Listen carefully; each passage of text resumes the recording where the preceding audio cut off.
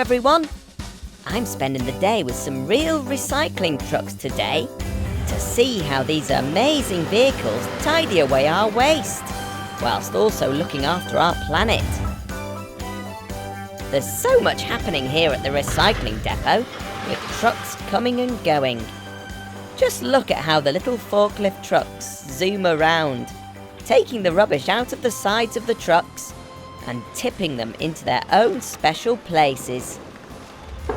But our story begins at home. Have you ever wondered what happens to the rubbish you put in your bins? Recycling trucks have special days when they come past your house to collect all of the rubbish. Recycling is a way of separating different types of rubbish that you throw out, so that it can be used again and again. This all starts at home, so it's up to all of us to separate plastics, paper, cans, and food waste into their different bins to get them ready for collection. Here comes the truck now. It's purple. I love purple. This is Simon and Daniel, and they drive the recycling truck down the street, collecting all of this rubbish. They jump out of the truck and put the different types of rubbish in their own special place on board. Look, there's a place for everything. Cans and plastic go here. Glass goes in here. Food waste goes in here. With paper and cardboard at the back in these compartments. When the truck is full, it's time to head back to the depot to empty everything out. First, the truck drives onto some weighing scales. These are just like scales in your bathroom at home. But instead of weighing people, they weigh trucks. This tells the control centre just how much rubbish is on board the truck. Then, it's time for the zoomy little forklifts to do their whizzy work. They pull each container out from the sides of the truck and drive them to their own special place at the depot. Wow! Listen to that noisy glass. Huge bulldozers are used to push all the loose materials into a big pile.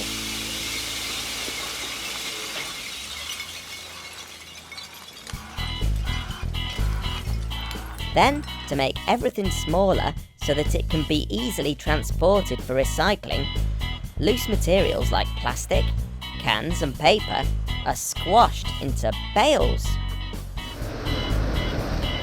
The final stage of recycling is called reprocessing.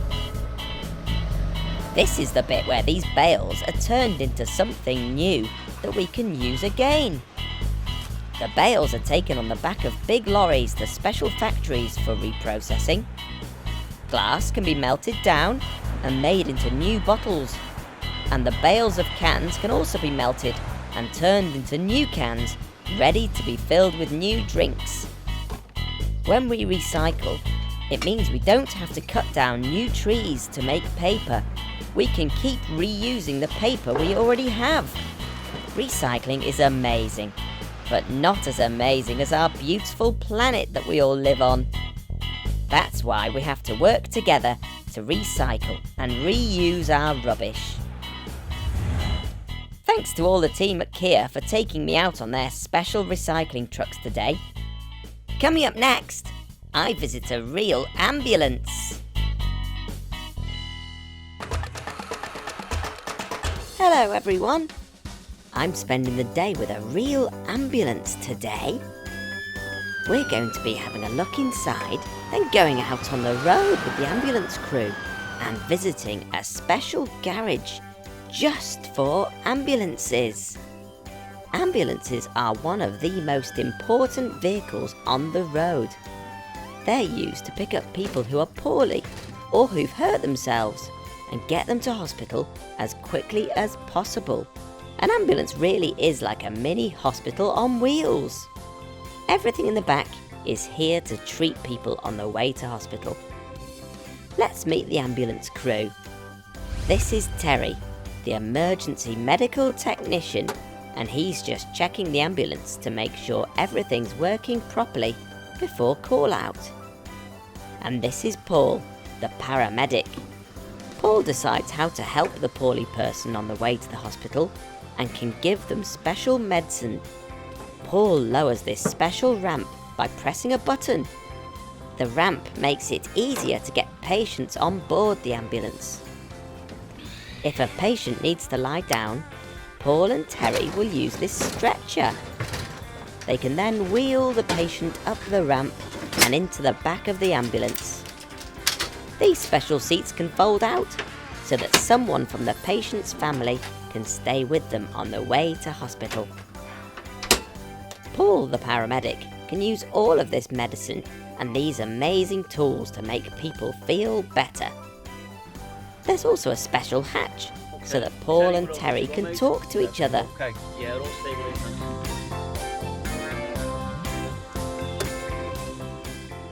Over the radio, the crew have received a real call out. It's time to go to work.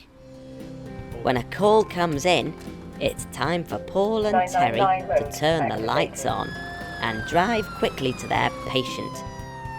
That means they're even allowed to drive through red lights.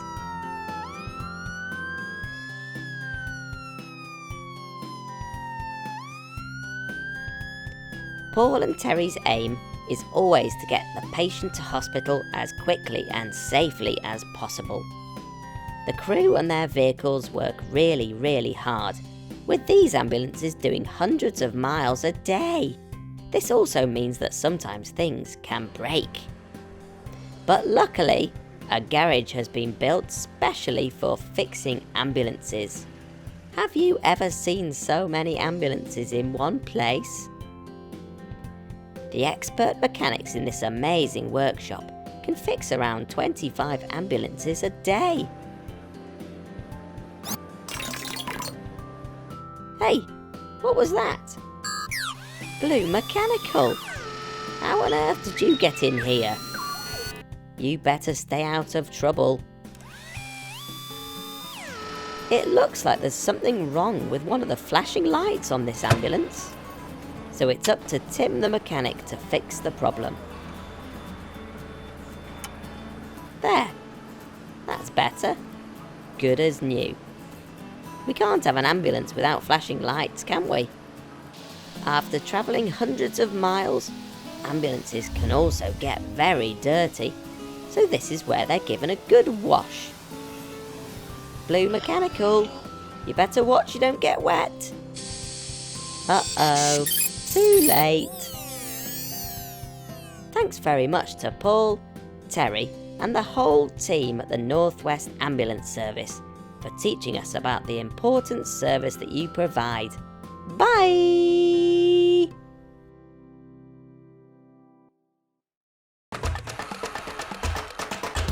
Hello everyone! Whoa, look at that!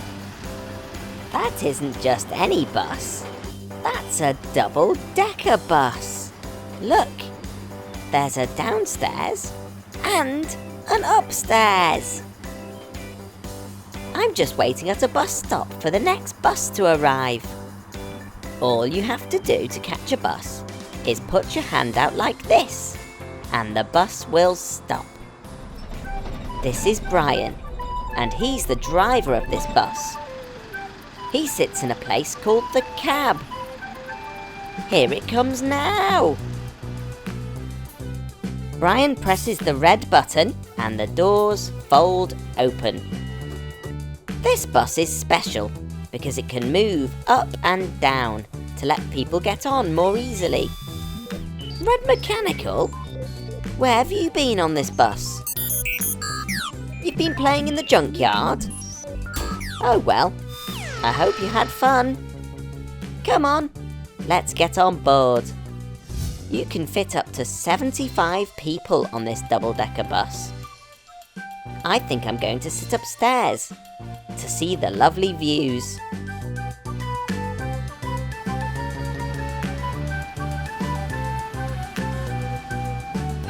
Woohoo!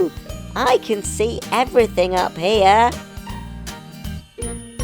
The wheels on the bus go round and round, round and round, round and round. The wheels on the bus go round and round all day long.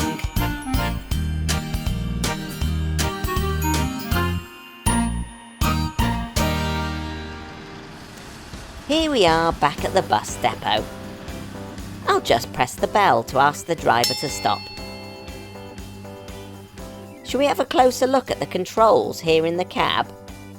The driver can press all sorts of buttons to make things happen. This button controls the sign on the front of the bus, which tells people where the bus is going to. This is the ticket machine. And these screens are connected to cameras, so the driver can see the passengers upstairs. These buses travel all over the city, so they sometimes get very dirty. Shall we put this double-decker bus through the special bus wash to give it a clean? It's time to use the water and brushes to clean our double-decker buses. Through this truck wash, our bus will crawl. Have you ever seen a bus so tall? Look at that. Clean as a whistle. Where do you think the engine is in this double-decker bus? Surprise! It's here, right at the back. And these buses are special because they run on electricity and diesel. When the bus is going slowly and picking up people from bus stops, the bus uses an electric motor. This makes it much quieter than other buses. Just be careful not to fall asleep on your way home. But even these buses need to be repaired sometimes. Instead of bringing them to Gecko's garage, they're brought here, to the Arriva Maintenance Garage, where expert mechanics can repair them. Look how many buses are being worked on at the same time. This bus is having a wheel changed. And here's another bus driving into the garage. It drives in and parks over a big hole in the floor called the pit. If there's something wrong underneath the bus, a mechanic can go down into the pit and fix anything while standing underneath. Or they can use a giant hydraulic lift to lift it up and make it even taller. When everything's fixed on the bus, it's time to leave the garage and go back out onto the road to take more passengers where they need to go. I've loved learning all about double-decker buses today. We'll see you again soon. Bye! Hello everyone! I'm here at the tarmac quarry to meet an amazing digger called an excavator. Excavators are the perfect vehicles for digging up loose rock. Instead of wheels, excavators run on caterpillar tracks, which are really good at gripping onto all sorts of surfaces so that the excavator doesn't slip. That means they can climb up really steep, rocky surfaces like this.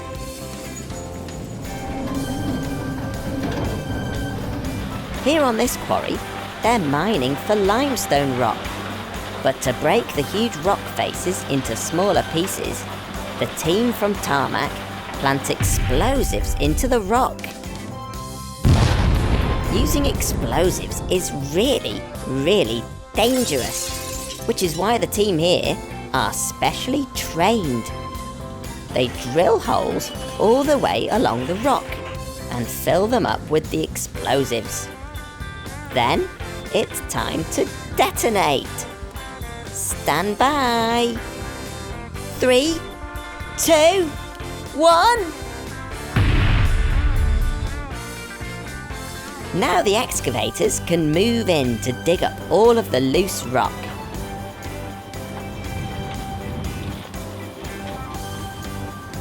This is the boom, the dipper, and the bucket. These 3 parts all work together to make the excavator amazing at digging. The arm can dig really deep and reach really far. Wow! I'm an excavator, and digging is my job. I'm an excavator, it's time to load this rock. Round and round and up and down, an excavator digs the rocks and rubble from the ground underneath the twigs. There's no trouble loading and we're filling up the lorry. These rocks will make a new road now. We've dug them from the quarry. I'm an excavator, and digging is my job. I'm an excavator, it's time to load this rock. I'm an excavator, and digging is my job. I'm an excavator, it's time to load this rock.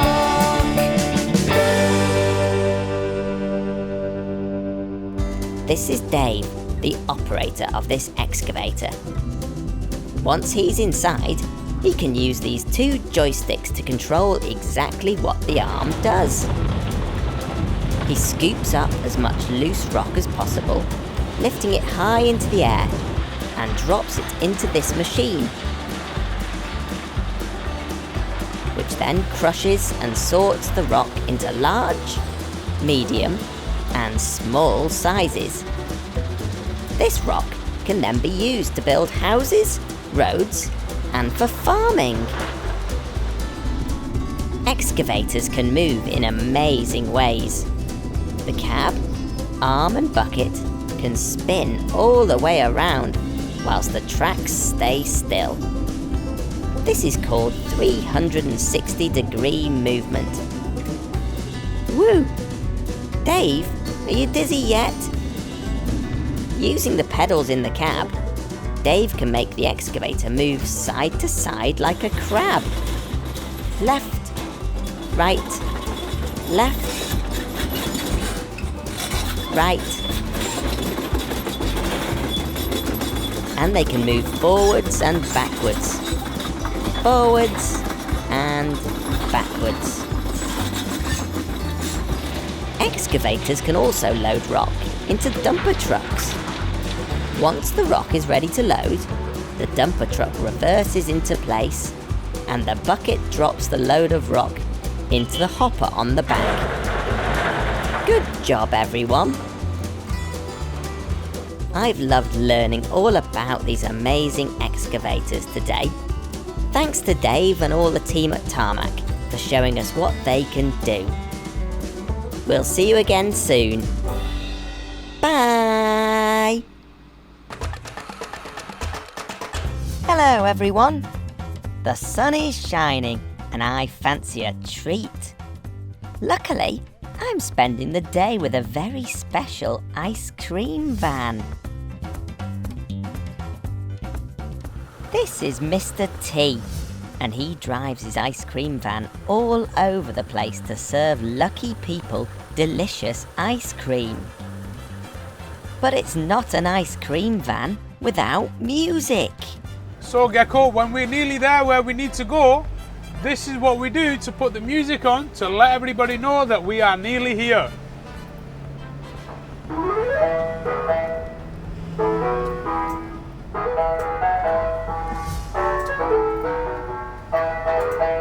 When Mr. T arrives, he can move into the back of the van and serve beautiful ice cream straight away. Hi Gecko! Hello, Mr. T. So welcome to my van, Gecko, and this is all the lovely treats that we put on the ice creams. Got lots of different sweets.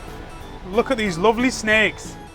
From the back of this wonderful van, Mr. T can create some amazing things. Slushies, hot waffles, and of course, ice creams. So what I'm going to do now is show you how we make our magic ice cream. Get out a gallon of famous ice cream, take the top off, and then we pour it into the hopper. Ice cream is made from milk, cream, eggs and sugar. Mr. T's special ice cream machine is like a super fast freezer, and the liquids poured into the machine are frozen in just 1 minute. When things are frozen, they become harder and colder than they were before. Mr. T is more than just an ordinary ice cream man. He's always thinking of new ice cream ideas. So as well as making ice cream cones, he makes ice cream trays for people to share, with lots of sweeties, sauces and treats on top. There's nothing that puts a smile on people's faces like a lovely ice cream from Mr. T. Everyone loves ice cream vans. Grown-ups, children, and even pirates love ice cream. Wow, this all looks delicious. £2 then, please. Ice cream and sweeties are a treat. So remember, don't ask your mummy or daddy to have them every day. What's your favourite flavour ice cream, Mr. T? And my favourite ice cream is the Bubblicious bubblegum tray, with lots of pink and blue bottles, and of course the lovely Hubba Bubba Bubblies. Mr. T's served lots of happy customers today. But is there one person who hasn't had an ice cream yet, Mr. T?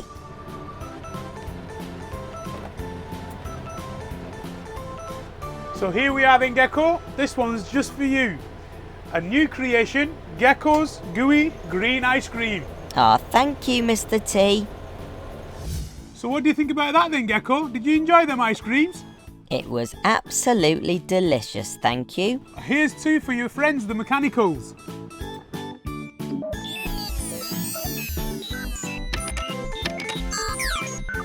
Bye, guys. Thank you very much to the legend that is Mr. T for showing us his amazing ice cream van today. We'll see you again soon for more Gecko's Real Vehicles. Bye!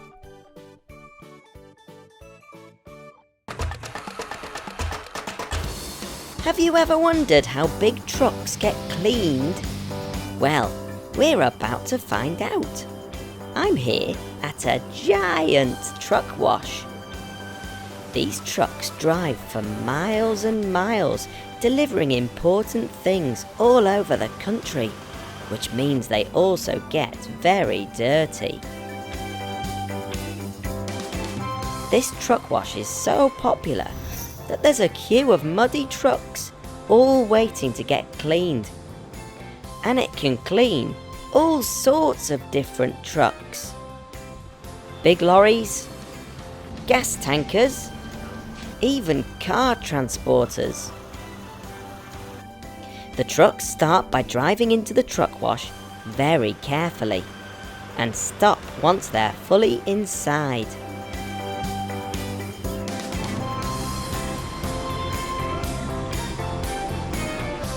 The cleaning team begin by spraying special soapy water over the whole truck. This soap gets to work straight away, loosening all of that grease and grime. If the dirt is really bad or difficult to reach, the team will use long brushes to get to these hard to reach places. Then it's time to turn on the rollers. This huge machine is controlled from these switches here. The cleaning team select what sort of truck is in the wash, so that the rollers can clean the right places on the vehicle.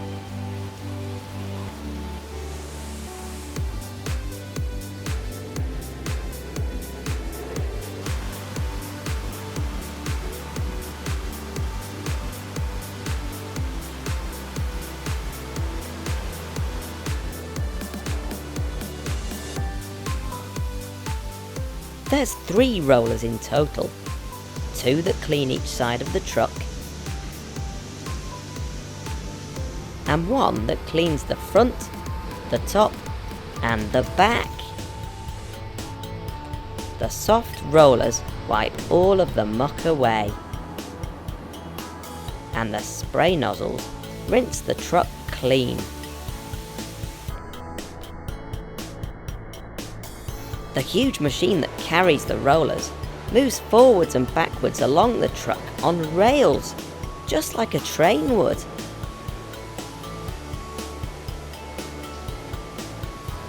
This truck wash is very special too. The dirty water goes down the drain and is magically turned into clean water in this pump room. That means that most of the dirty water is recycled and no water is wasted. If there's any bits that the machine has missed, it's time for the cleaning team to use some super powerful jets to blast off that stubborn dirt.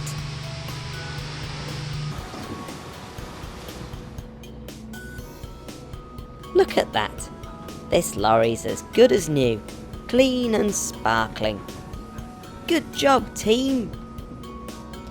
See you again soon! Bye! Hello everyone! I'm back at the tarmac quarry to meet a special kind of truck. A dumper truck. Dumper trucks drive all around the quarry, being very helpful. They work with their friends the excavators and the bulldozers to carry loose rock and sand out of the quarry.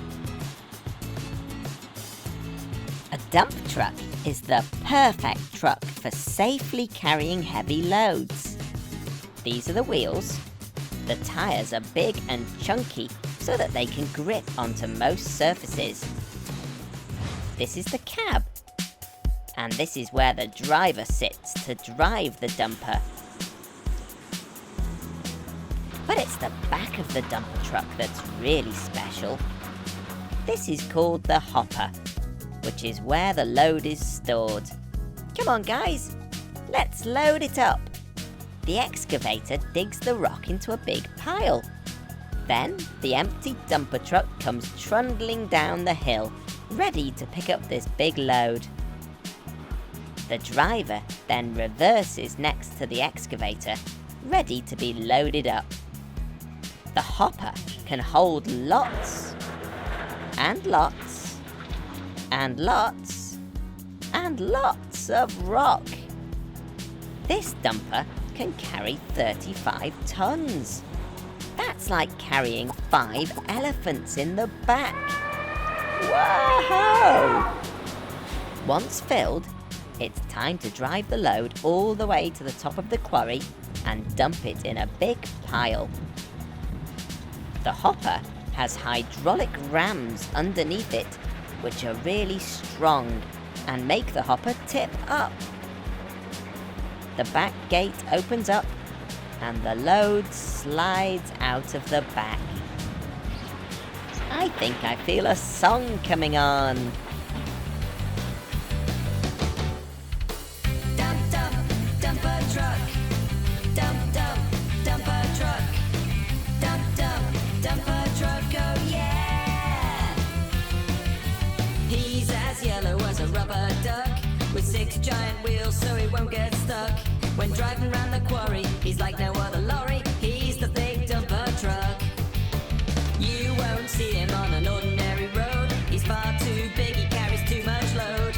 When he needs to dump it, his back lifts up to lump it. He's the big dumper truck. Dump, dump, dumper truck. Dump, dump, dumper truck. Dump, dump, dumper truck, oh yeah! The excavator is his best mate. They work all day from morning till late, loading up the rubble. The heavyweight's no trouble. He's the big dumper truck. He's made of thick metal all around, and this keeps the driver safe and sound. To get into the cabin, a ladder's there to climb in. He's the big dumper truck. Dump, dump, dumper truck. Dump, dump, dumper truck.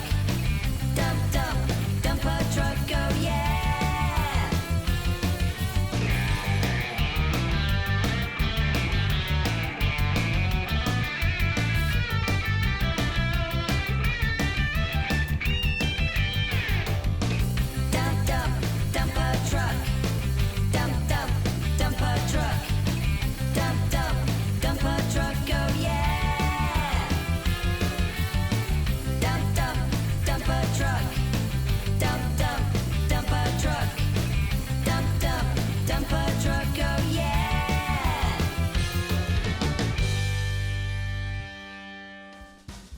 takes real teamwork to keep the quarry moving safely.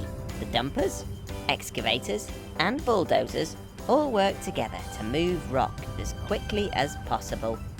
The bulldozer scoops up lots of sand in its huge bucket. He lifts it up and tips it neatly into the dumper truck's hopper. Sometimes it can get quite dusty in the quarry, so the team here at Tarmac also have a special truck that sprays water along the floor. This helps get rid of the dust that builds up from the construction trucks. I've loved learning all about these amazing dumper trucks today. Thanks very much to all the team here at Tarmac for showing us what they can do. We'll see you again soon. Bye! Hello everyone! I'm meeting up with my old friend Mr. T and his amazing ice cream truck today. I've asked for his help to organise a surprise for one of my friends. Here he comes now!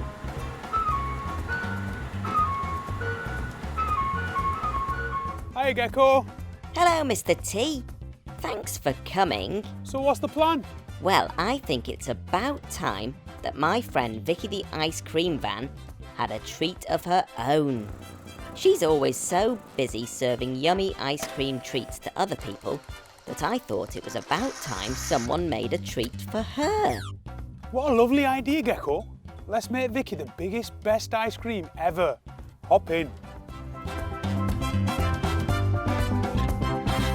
So Gecko, we've got lots of amazing ice cream in my machine at the back. But to make it really special, I think we need to find some treats to put on top. Great idea, Mr. T. Sounds like we've got ourselves a treasure hunt. Hey look, Mr. T. What's that over there? I think I see a treat box.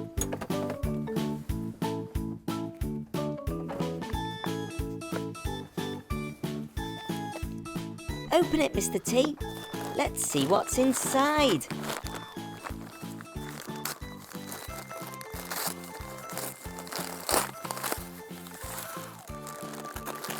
It's 2 giant bags of sweets. These are going to add lots of colour to Vicky's ice cream treat, and they'll be nice and chewy too. Amazing! Let's see what else we can find.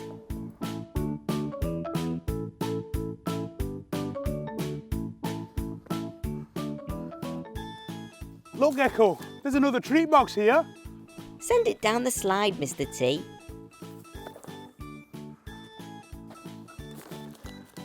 I wonder what it is.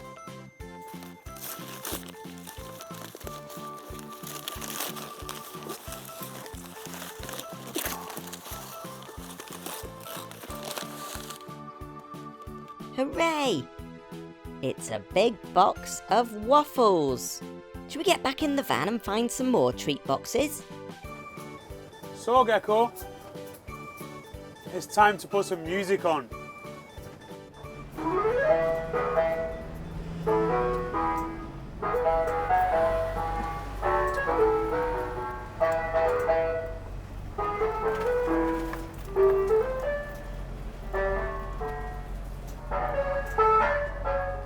Let's see if my old friends at the RNLI have seen anything.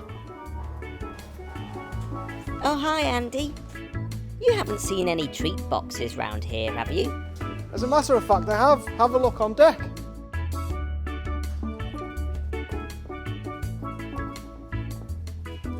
Hey Gecko, I found one. Let's see what's inside.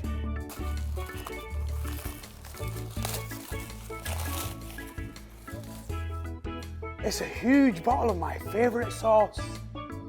Good job, Mr. T.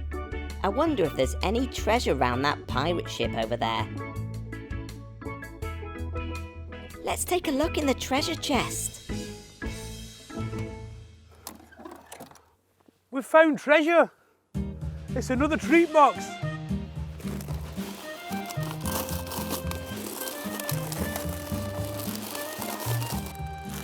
Wow, it's a bag of giant marshmallows. Wow, Vicky will love them.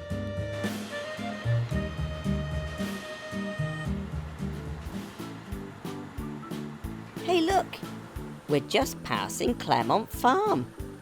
Let's pop in and see if Farmer Andy has seen any treat boxes.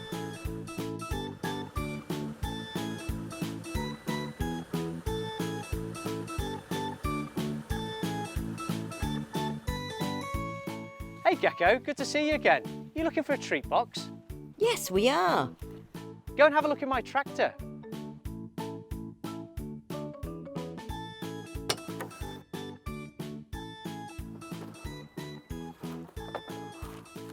We found another treat box.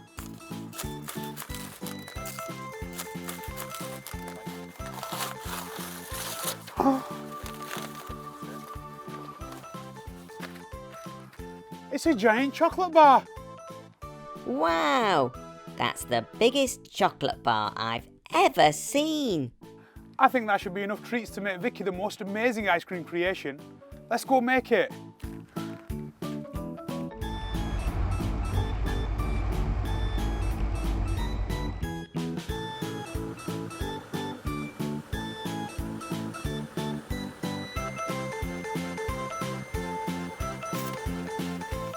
To make the perfect ice cream creation for Vicky, we need the perfect ice cream cone.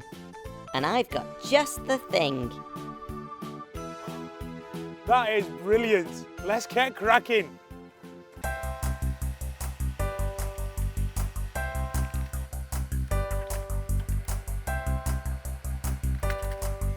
Whoa, look at all that ice cream.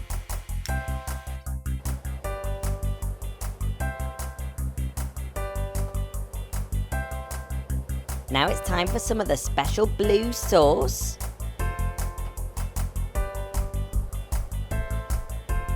Some sweeties are going on now.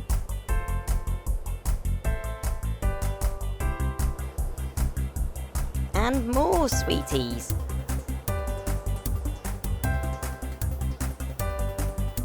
And some of those soft, squidgy marshmallows.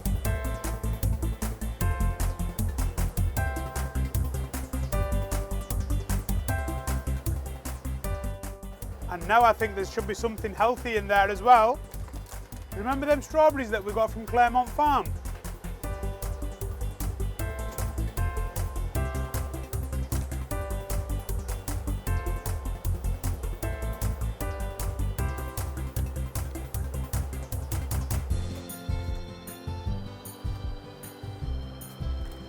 And finally, some chocolates. Hurry, Mr. T. I think she's on her way.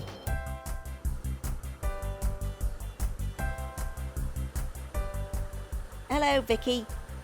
Lovely to see you. Me and my friend Mr. T have a big surprise for you. I decided that it's about time someone made a treat just for you, after all of the amazing treats you always give to other people. So we decided to make you Vicky's treasured treat, served in the perfect ice cream cone. Here you go, Vicky, just to say thank you.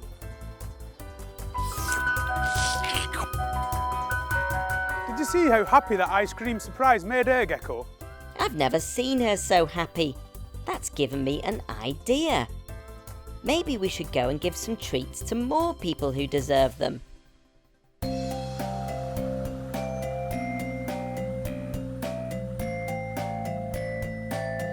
So who's ready for some free ice creams, guys?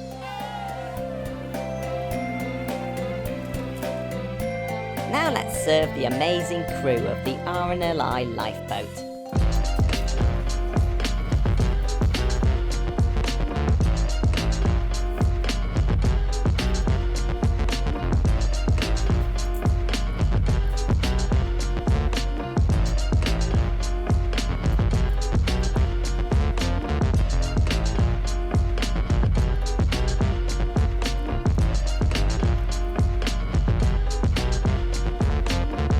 Hello guys, how do you do? You alright? Well guys, you lot deserve a free ice cream, so there you go.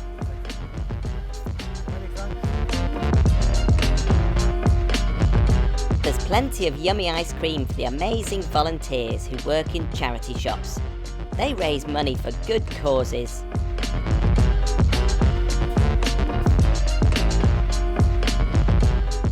Paula, thank you very much for being such a lovely person to the community. You enjoy that, my love, and there's one there for your colleague as well, yeah? Okay then. No problem at all. Enjoy.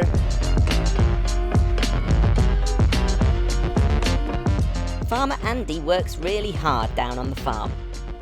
It's time he had a break and some yummy ice cream, all topped off with his special strawberries. Nothing puts a smile on people's faces quite like an ice cream, Gecko. I've loved spreading a bit of joy to Vicky and all of these amazing people. Thanks to Mr. T for making all of his wonderful creations.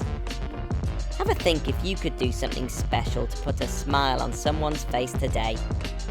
I think you can really brighten up somebody's day. I'll see you again soon. Bye!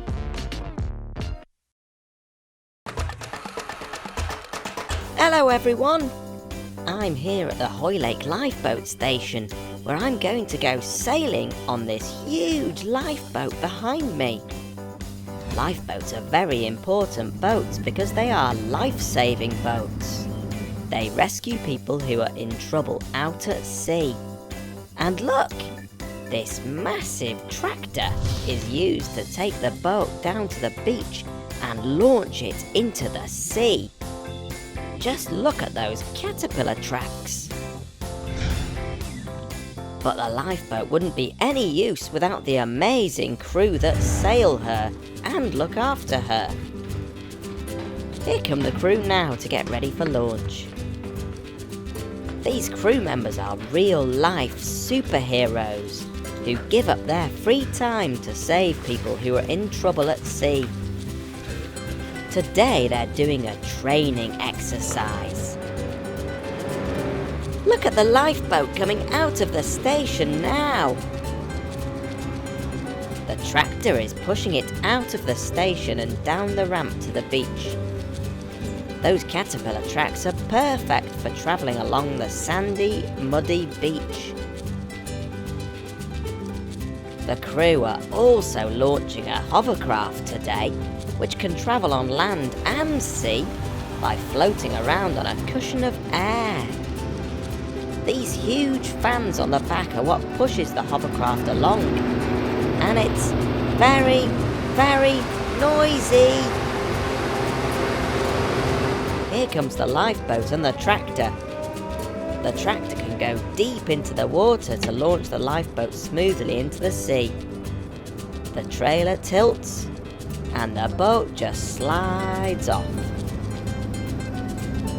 Here we go, we're out at sea. This Shannon-class lifeboat can go really fast, so that they can get to people in trouble as quickly as possible.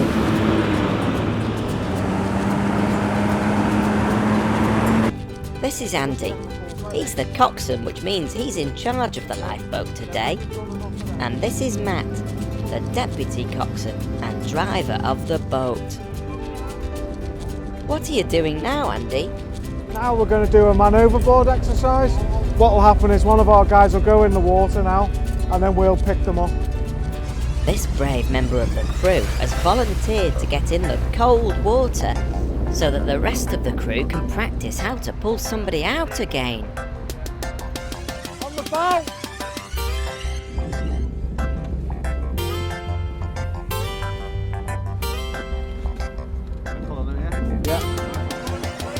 They use a special harness and ropes to pull him out as quickly and safely as possible. Just look at how the crew all work together as a team to rescue him.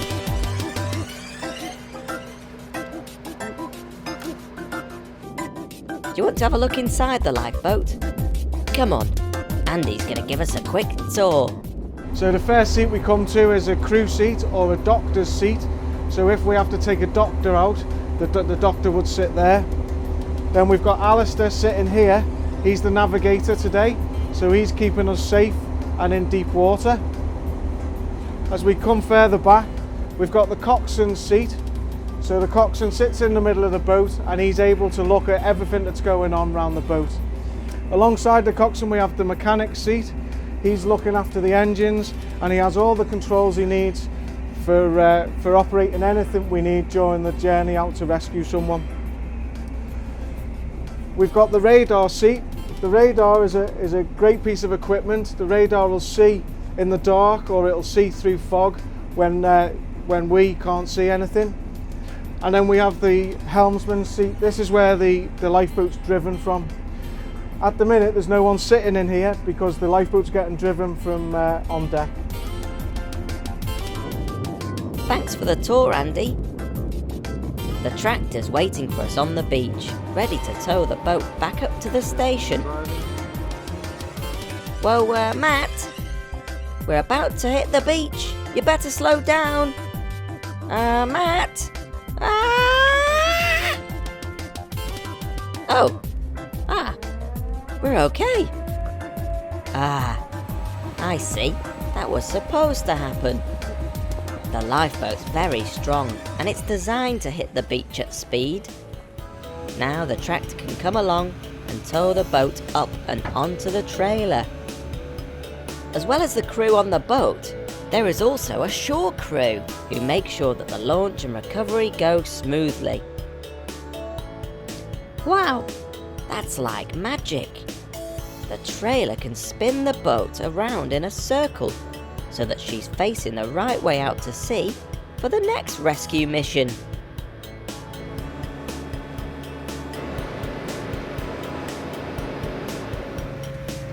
A long day at sea, now it's time to head back. But the lifeboat's all dirty and the tractor and tracks. So the crew at the station all wash, scrub and clean. They really look after their rescue machine. It's very important to look after the boat so that she works for a long, long time. The crew take great pride in looking after the lifeboat because they know she's special. The crew are members of the RNLI, which is a charity where kind people donate money to buy equipment, like this beautiful boat. And it's these brave volunteers who go out and rescue people. I've had a fantastic time with the crew of the RNLI Hoylake on board this incredible boat. Thanks everyone for watching. Bye!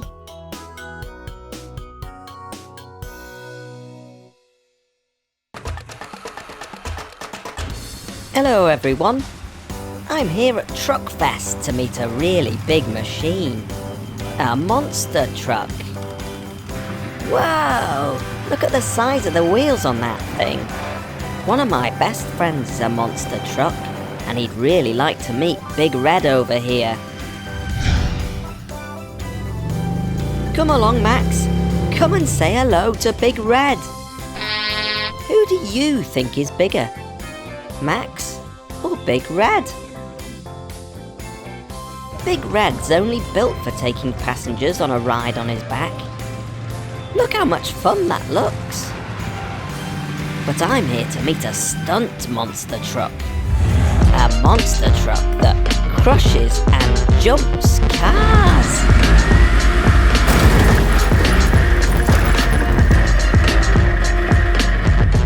This is Swamp Thing, a huge monster truck that weighs as much as 2 elephants. Swamp Thing is 14 feet tall. That's almost as tall as a giraffe. Let's take a look at Swamp Thing in action.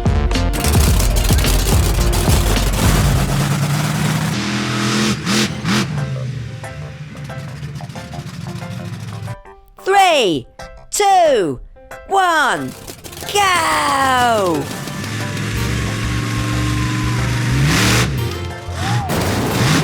Wow, just look at those cars getting crushed. The monster truck is so heavy that when it lands on the cars, they are squashed as flat as a pancake. Swamp Thing is a really amazing monster machine. I wonder what it's like to drive a monster truck. This is Swamp Thing's driver, Tony. He's using his tools to perform a safety check on Swamp Thing. He's checking that all the nuts and bolts are tight so that a wheel doesn't fall off in the middle of a show. Tony, what's it like to drive a monster truck? To drive a monster truck, for me, it's the best job in the world. I saw it on TV when I was about 8 years old, and I never thought I'd be doing it for a living. The feel you get in there, it's so noisy, so bumpy, but the adrenaline keeps you going. How do you get in, Swamp Thing? Most people think you climb on the tyres, but I'll show you how you get in. It's fairly simple. Just walk around the side of it. Doors don't open. What you got is a climbing frame, and literally you just climb up on the inside. And then you're straight in the seat. Okay, how do you drive a monster truck? Literally, we've got one pedal for go and one pedal for stop. That's the starting and stopping. Now we've got to work out how to steer it. Front wheels is just like a car, turns in a steering wheel. Unlike a normal car, we've got back steering, so this turns on a joystick, left and right on the back. So who's ready to crush some cars?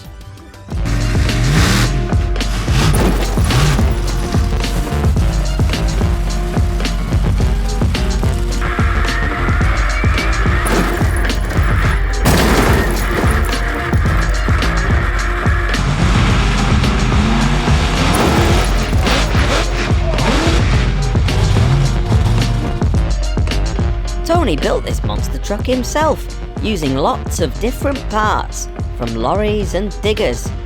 He knows it inside out. When Tony takes Swamp Thing around the country, he can't take it on the roads. So the monster machine has to travel in Tony's massive lorry. Swamp Thing has many of the things that a normal car would have, only they're much, much bigger. There's the wheels, the engine, the exhaust, the suspension, which gives Tony a softer landing, the brakes, the chassis, and the cabin. All of these things are designed so that Swamp Thing can jump like this.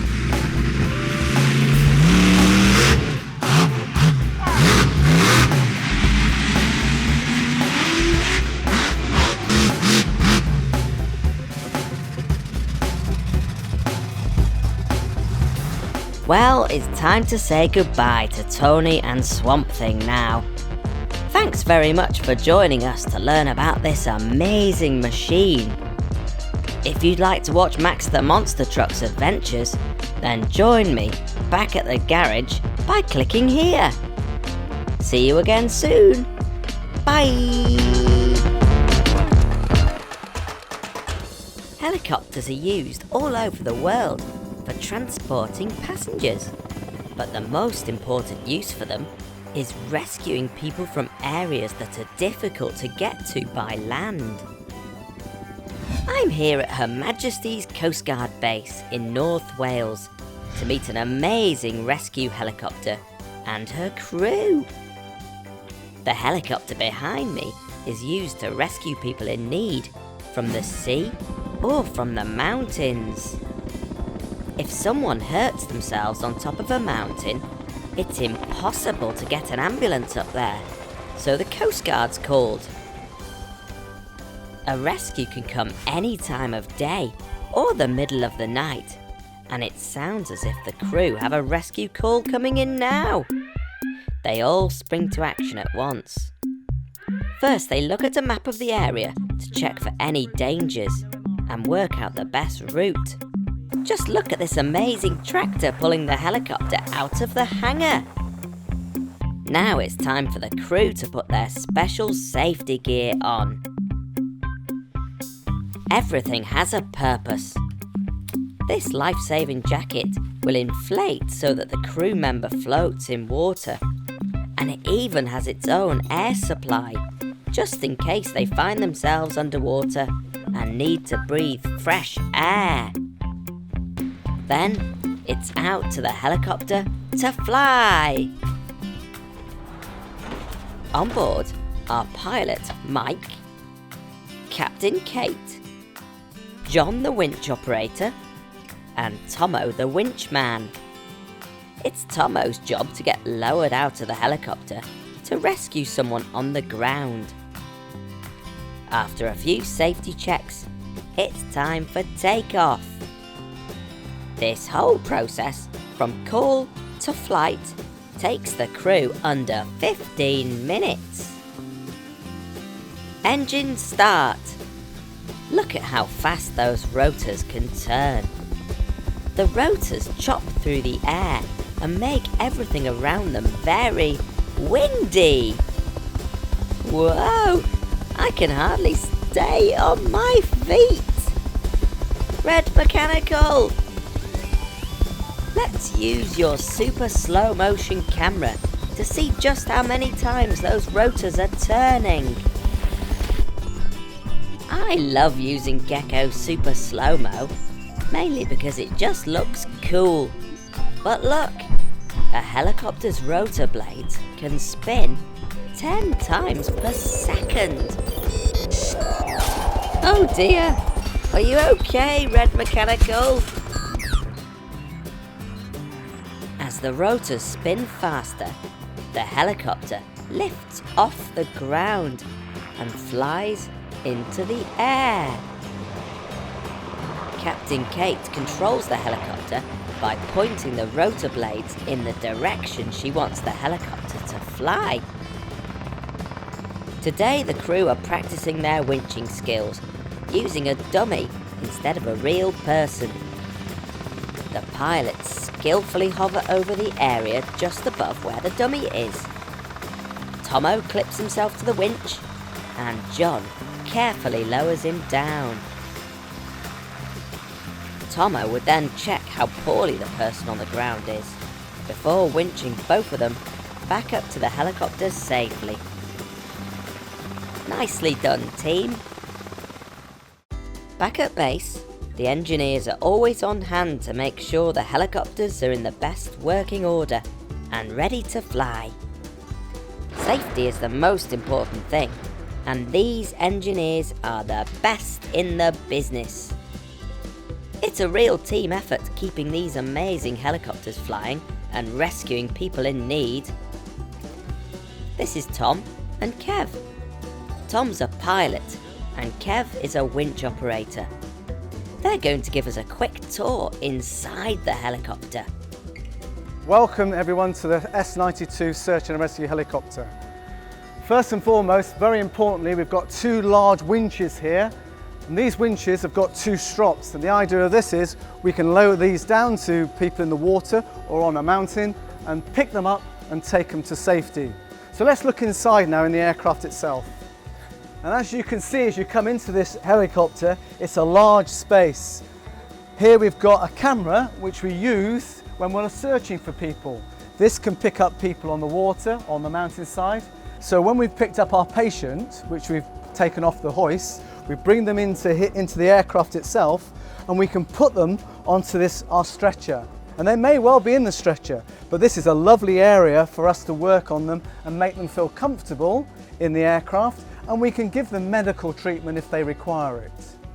Once we get to the hospital, we need to get our patient out of the aircraft safely, and the best way we can do that is we lead them and lift them off here, down through the ramp itself, off the aircraft, into the hospital where they can be looked after. Okay, this is the cockpit of the helicopter. There are two pilots, one sits here in this chair and the other one sits on the other side. These are the controls to fly the helicopter. This one moves the helicopter forwards and backwards, and this one moves it up and down, and then there's two pedals down on the floor as well, and that keeps the helicopter straight. We've got two engines and they're controlled on these screens, and then we've got a map in the middle to see where we're going. Thanks very much to the amazing team here at the Coast Guard base. If you loved learning about this incredible helicopter as much as I did, you can subscribe to the Toddler Fun Learning channel by tapping here, and watch more videos from me by tapping here. Bye!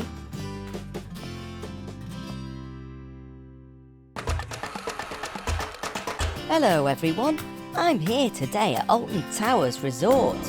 I'm going to have a ride on some amazing roller coasters and learn all about how they work. Roller coasters are designed for one thing: fun! No two are the same. They can do loops, twists, spins, and can go really, really fast. But how do these amazing roller coasters work? Let's take a closer look. Roller coasters run on tracks like trains, but there's lots of differences too. Trains only have one set of wheels that rest on top of the track, but these cars have 3 sets of wheels. One on the top, one on the side, and one underneath to grip the track. This means that the roller coaster can do things that trains can't, like going upside down while still staying on the track. But the main difference between trains and roller coasters is how they are powered. Power is what makes everything start, just like batteries in a toy helps them turn on. A roller coaster car doesn't have an engine for power, so to get the car moving fast along the track, it first needs to be pulled to the top of a very big hill. On this ride called Nemesis, a long chain pulls the car all the way to the top. The car is then released and gravity brings it down the track at whizzing speeds. Gravity is an invisible force that pulls all things down towards the earth. It's like sliding down a slide. Gravity pulls you downwards. Woo! This ride, Oblivion, works in the same way. The chains slowly pull the car up to the top, which makes the people on the ride very nervous. Wow! Look how high that is! This ride is a straight drop, which means there is only one way down. Scary!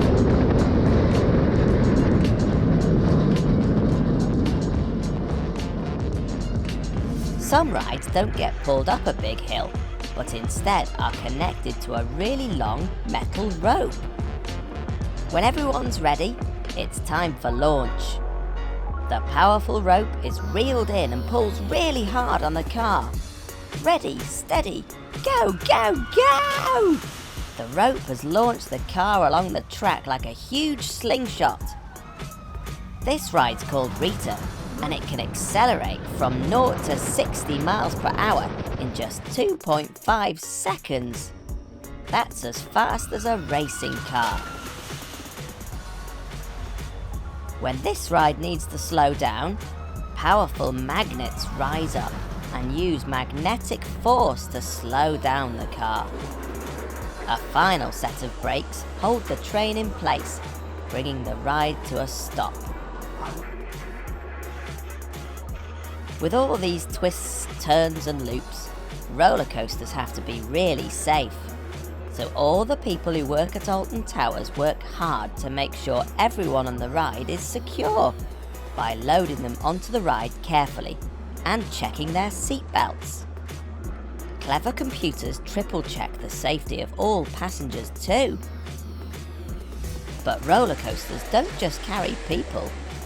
At this roller coaster restaurant, it's food and drinks that ride the roller coasters. When the food is ready, they're sent down the track straight to your table. Yum, yum.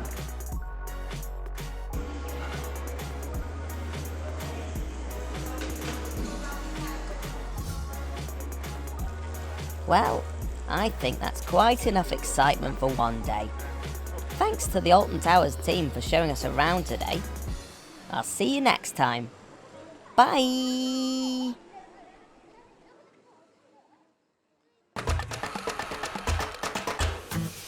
Hello everyone! I love steam trains, so today is my lucky day. I'm in North Wales to go on a ride through the Snowdonia Mountains and learn all about these amazing machines. Woohoo! This train is just leaving the station now. Look at all that steam coming out. It's no wonder they're called steam trains. Many years ago, these trains were used to transport slate from up high in the mountains. But now they're just used to take lucky passengers on amazing train rides. Come on, let's get on board.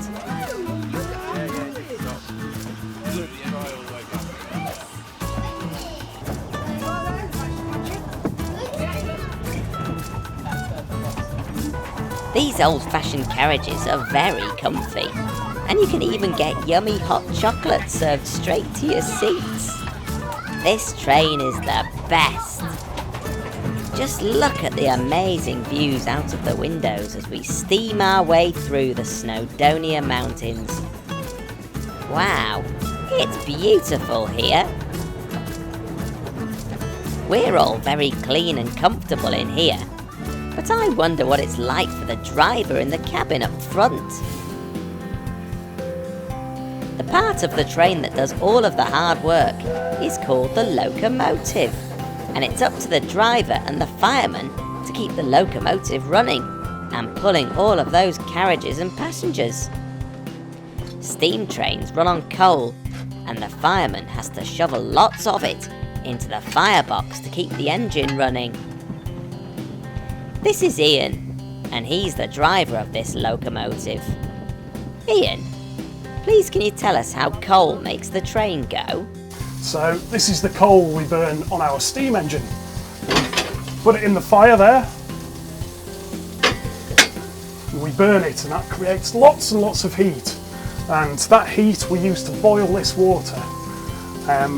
It's just like boiling your kettle at home. It makes the steam come out the top, but we capture that steam and we send it to the front of this steam loco, and that makes us go. To make sure there's enough coal for the journey ahead, the crew have to load up the train's coal from the coal store at the station. This is hard, tiring and dirty work. All of the crew that work on the train are volunteers too, which means they don't get paid. They do it because they love the trains. This is Claire, and she's the fireman. It's her job to load the coal into the firebox and keep that fire roaring. And what I'm doing now is I'm making my fire bigger because we're pulling a very big train today, so it needs a nice big, very hot fire to be able to do that. I love steam trains because I just find them magical. As well as loading the coal into the train, it's just as important to make sure the train has plenty of water in the tank, because this is what gets turned into steam, which pushes the train forwards. The crew are topping up this train's tank with water now. Wow, this one's thirsty. Ian, how do you drive a steam train? We drive a steam train by making it go faster like that, and then this is the brake, and this is what we use to stop ourselves. So this lever here makes us go either forwards or backwards. And that is how you drive a steam train. Let's take a look at the different parts of a steam train. Here's the cab. This is where the driver and fireman drive the train and load the fire. Inside here is the firebox, which is really, really hot. Above the firebox sits the boiler, where the water is stored. Because this is right above the fire, the water boils and turns into steam. The steam is then forced down through a pipe and pushes something called a piston, which then drives the wheels forwards or backwards. This is the chimney, which is where the smoke from the firebox can escape. And most importantly, this is the whistle. The whistle works when I pull this handle.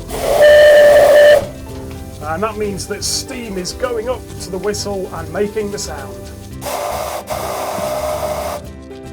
Ian's connecting a carriage to the locomotive. This is called coupling.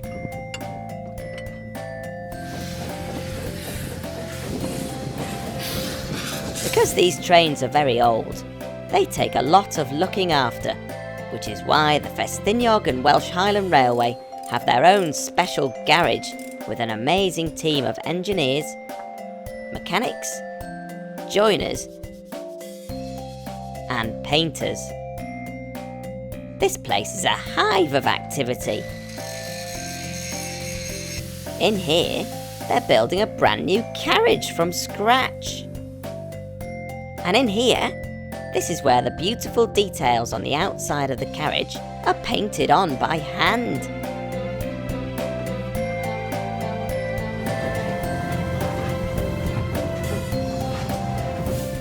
Well, it's time for me to say goodbye to these beautiful trains.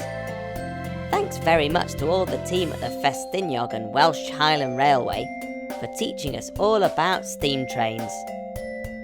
See you again soon. Bye! Hello everyone! I'm here at Claremont Farm today to learn all about tractors. Tractors are the most important vehicle on the farm. They help farmers like Andy and his family do really big jobs, like planting a whole field of potatoes. Let's get out on the road. Oh dear, I think I'm on the wrong tractor. Andy? Ah, here's Andy now, with a much newer blue tractor. Andy, can you show us round your beautiful tractor, please? Okay, the front of the tractor. These are the heavy weights. So if we're picking up machinery at the back, we don't want the tractor to flip up. So these keep it all straight and on the ground. These are our lights. Sometimes we have to work at night and we need as much light as possible. So not only do we have the headlights, but we have spotlights at the top as well. This is the exhaust pipe. We don't want the exhaust at the back with all the machinery, so we keep it up front here, and it's high so we're not breathing in the fumes. This is the huge tractor tyre with big tractor tread here. If it's really wet and muddy in the field, we need as much traction as possible because we don't want to be slipping. The back of the tractor. This is where we connect all the implements. This is called 3-point linkage. 1, 2, 3. This goes down and picks the machinery up at the back. And this is my tractor. Thanks, Andy. Tractors can drive on roads, but muddy fields are where tractors can really get to work. The huge wheels mean they'll never lose grip, no matter how sticky it gets. But that doesn't stop it being really bumpy. Whoa!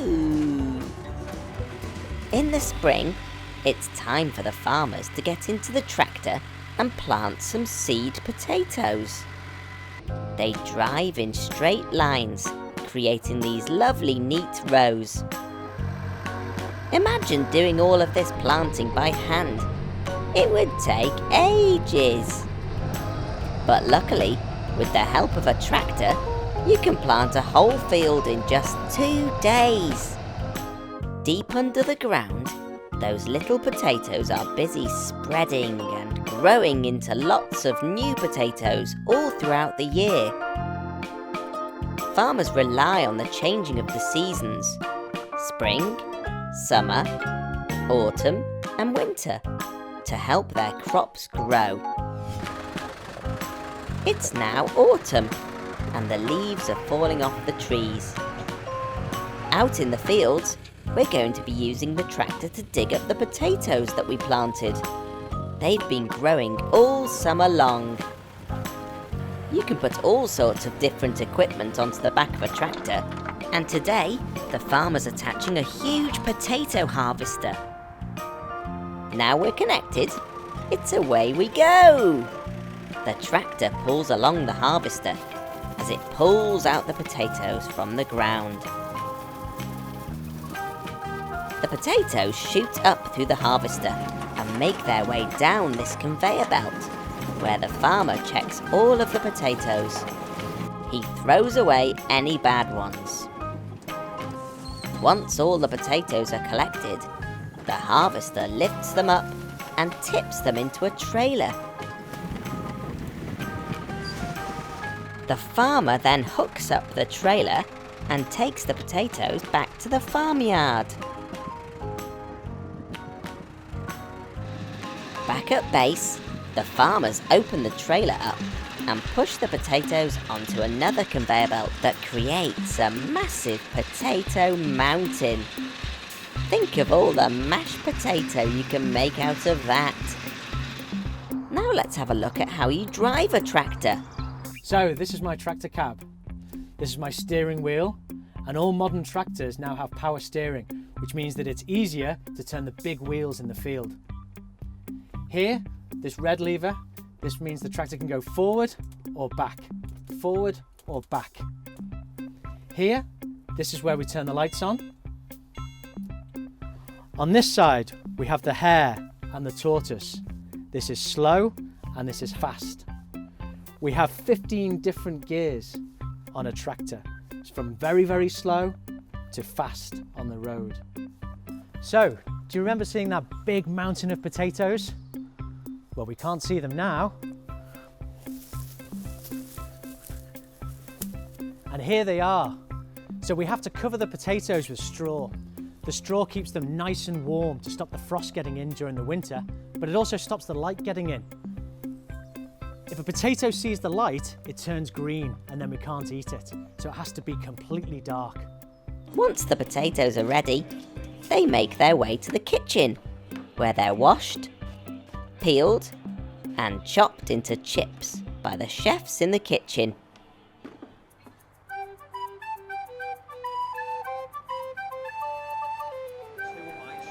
Look at that! Fresh potatoes straight from the field and onto the plate. Yum! I've loved learning all about the different jobs that a tractor can do on the farm. Without these amazing vehicles, farmers wouldn't be able to grow all of those tasty vegetables that end up on your plate. Thanks very much to Andy and everyone at Claremont Farm for teaching us all about their tractors. We'll see you again soon. Bye!